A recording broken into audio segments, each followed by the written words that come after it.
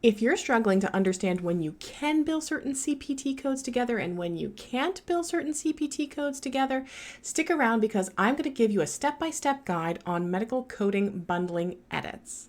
Hey everyone, I'm Victoria. I'm a medical coder, auditor, educator, and content creator, and on my channel, I provide tips, tricks, and tutorials to help you be successful in a medical coding career. If you haven't already, make sure you smash that subscribe button, hit that notification bell so you can get alerts when I post new episodes. So the NCCI is the National Correct Coding Initiative. It's developed and maintained by CMS, the Centers for Medicare and Medicaid Services, and it actually has 3 parts.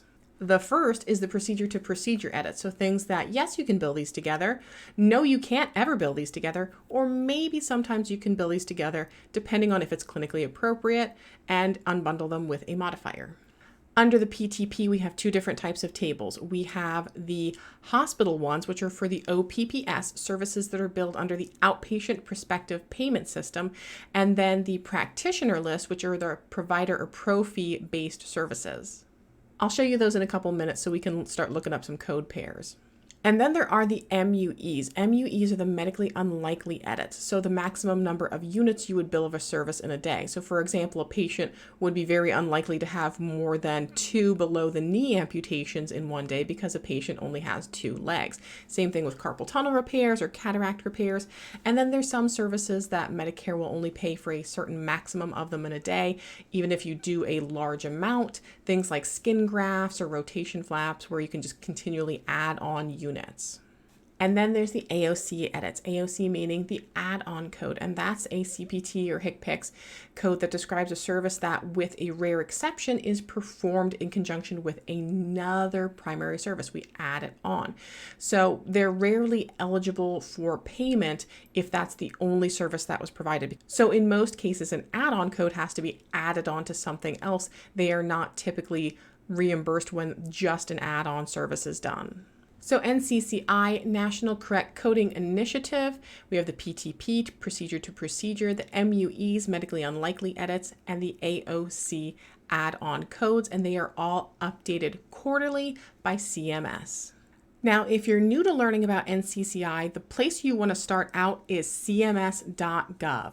So what you want to do is go to cms.gov, click up here on the top left-hand corner where it says Medicare, and scroll down to the section that says coding. And under here is National Correct Coding Initiative edits. That's going to be all the information you need to know about NCCI. If you look at the left-hand table, here is your NCCI Policy Manual, NCCI Policy Manual Archive, Correspondence Language, Manual Archive, Medically Unlikely edits, the quarterly PTP and MUE updates, the PTP coding edits, the add-on code edits, and then the NCCI FAQs. So if you are brand new, the first thing I'm going to suggest you do is actually scroll all the way to the bottom of this page, because down here is where they have the downloads. And this is the guide to using the NCCI tools. So this will be all of your information that you really need to know on how to get through some of the tables that Medicare has, definitions of the different information, so the PTP edits, the MUEs, the AOCs. It talks about how to navigate through the different tables. It gives helpful hints. It talks about the column 1 and column 2, which I'll show you, and talks about how codes may or may not be reimbursable under the certain code sets. It gives you little screenshots, which is helpful. So if you're new, this is definitely, don't just go by this video. Make sure that you read through this file, this document as well. The other thing you're definitely going to want to check through, and I will link this below, is the Internet Only Manual, Chapter 23, Section 20.9. So this is Chapter 23 of the Internet Only Manual, and if you scroll down, here's 20.9, the National Correct Coding Initiative edits. And this is a clickable link. You see how it turns into that little hand instead of just being the pointer? That means you can click on it and it'll take you right down to 20.9 on the NCCI edits. And it talks to you about why we have the NCCI edits and more information about the different columns, the procedure to procedure edits, how you can tell if something will be paid, what are the modifiers you can possibly use to unbundle, so like anatomic modifiers, right hand, left hand, right eyelid, left eyelid. And it talks about how you just don't slap a 59 modifier on just any time it has that indicator that you can use a modifier. That doesn't mean you always should use a modifier. And it says about using the XESPU modifiers. If you need more information on those specific modifiers, I actually have a video just about those. So check that out over here on my YouTube channel. So this is another document that if you're just getting familiar with NCCI, you want to read through this as well. Now you may have some fancy tools that kind of shortcut this and just show you if there's a bundling edit, but if you don't have access to any software that helps you out, I'll show you what I use in the end, but this is how you can just get that information for free right through the CMS website. So first let's look at our PTP. So here are our PTP files. And if let's say we're going to open up one of these practitioner ones here. So this one is from April 1st. So I'm currently in September. So these are the most recent ones here because these were effective July 1 and then they'll be updated again in October.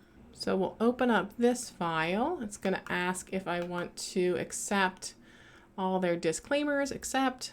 And then down here is my zip file. I'm going to go ahead and open this up because this is the Excel file that I'm going to need. So everything here in our column A is our column 1 and B is our column 2.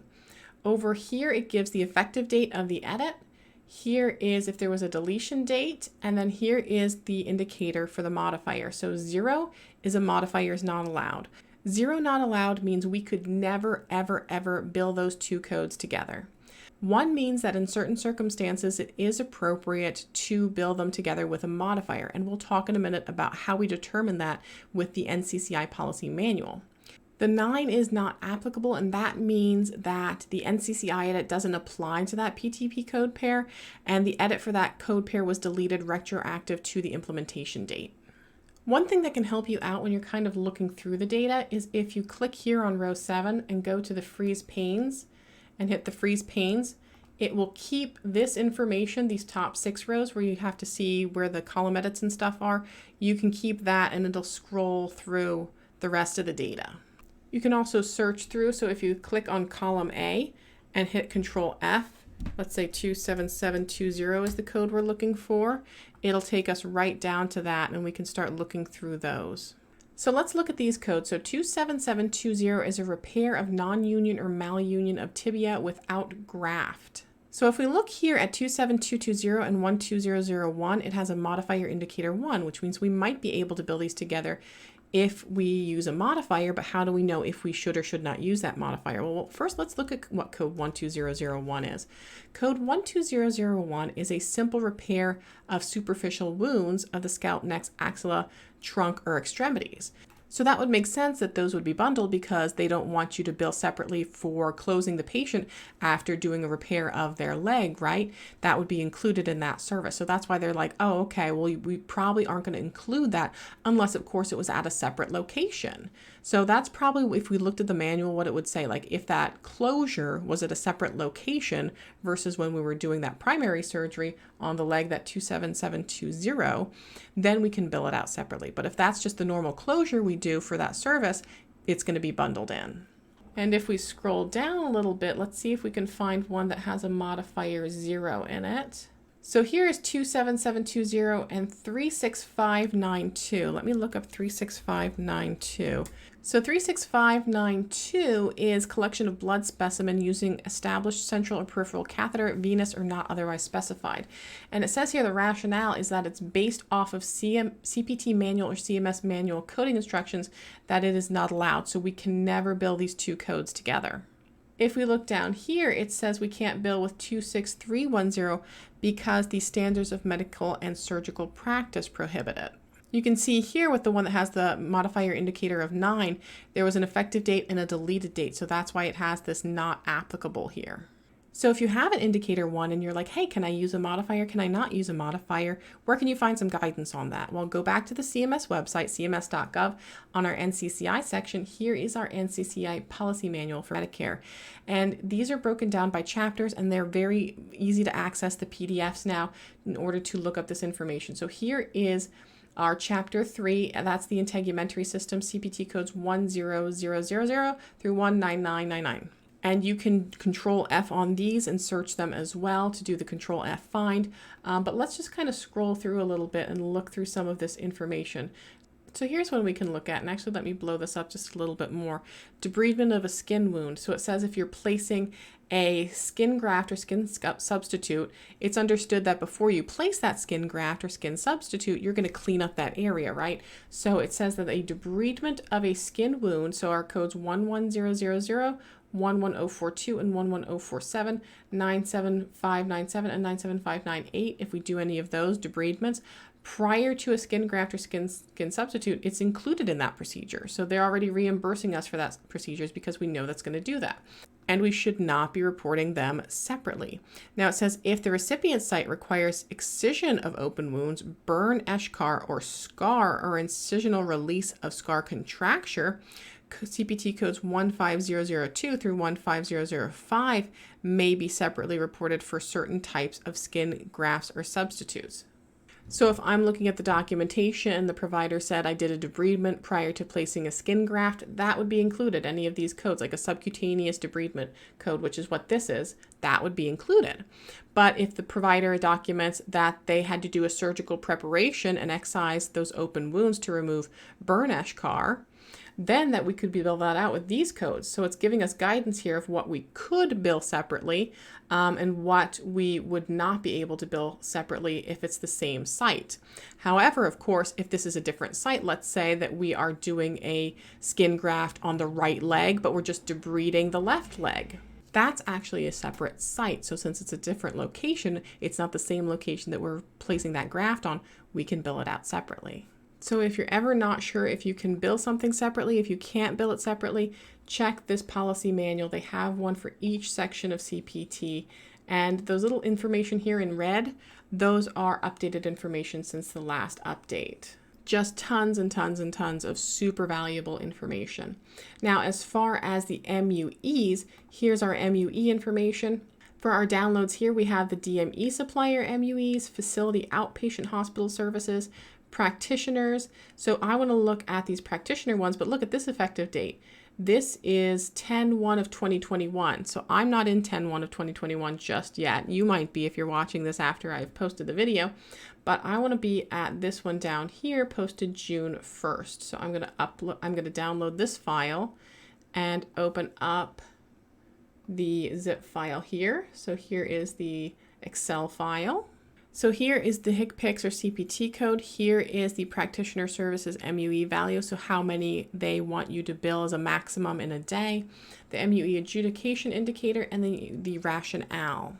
So keeping along the same thought process with skin grafts, these two codes here, 15120, 15121, are for split thickness skin grafts of the face, scalp, eyelids, etc. And here's our primary code. You can have only one of those, and then there's our add-on code, and they will only allow 8 add-on codes in a day.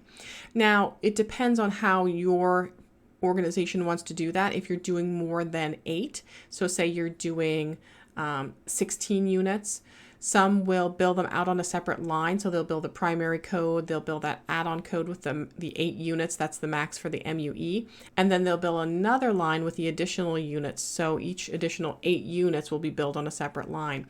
Kind of depends on how your Medicare contractor processes those as far as if you're going to get paid or not. And then we have our AOCs, which is our add-on code edits. So again, we scroll down to the bottom, here's our downloads. So here we have the change report, here we have the complete file, and if you look, these are the dates. So these are the ones for effective 10/01/2021. These are the ones effective of July 1st, 2021. So let's open up the complete file here. It'll download as a zip. We just open up that zip file. So this column A here is the add-on code, and these are the primary codes that Medicare says that they should be billed with. So if you scroll down, you can see some of them do have a lot. So 20700, the add-on code, should be added on to one of these primary codes. Probably not used as much as the PTP edits or the MUE edits, but that is the AOC edits. So they have the effective date here and the deletion date as well. And again, you can do a Control F to find things here. So 14302 is an add-on code for rotation flaps. So it says that that has to be added on to code 14301. Now you can get this information a little bit faster if you use an encoder, like I use Codify. And if I use Codify, there is a NCCI checker down here, so I can just type in the number of codes. Let's say I'm doing 14301, I'm doing a 20610, a 13121, and I want to throw this into the CCI checker and just go, okay, tell me if there's something that's bundled or not bundled. It can see here, this is green, so that means this code does not have a CCI edit. 13121 does. It says it is a column 2 code for 14301, but I could unbundle them. So then I could go back to my policy manual and go, oh yeah, this is a situation where I definitely shouldn't unbundle them. I won't bill that one of these codes. And, or it might say, you know, you can bill it if it's a different location. So if it's a different location, I can go ahead and bill that out. A lot of organizations will say, hey, if it's saying don't bill this code and this code together, bill whichever one is the higher RVU. And the nice thing about the encoder is it does give you the associated modifier, so it'll tell you which modifiers you can use to override this edit. And you can see a lot of them are anatomical ones. We also have our good old modifier 59, the modifier of last resort, but that doesn't always mean 59 is always the one that you use. So with the Codify program, it tells you green is there's no CCI edit. Red is there is a CCI edit, so you can never report those two codes together. And the kind of yellowish orange here is you can use a modifier if it's appropriate to override that bundling edit. I hope this video helped you better understand the NCCI edits. If it did, make sure you smash that like button and don't forget to go back and read those manuals that I talked about. And if you need more information on 59 and the XESPU, this is the video that you want to check out. I will see you guys in the next video, and until then, just keep on coding on.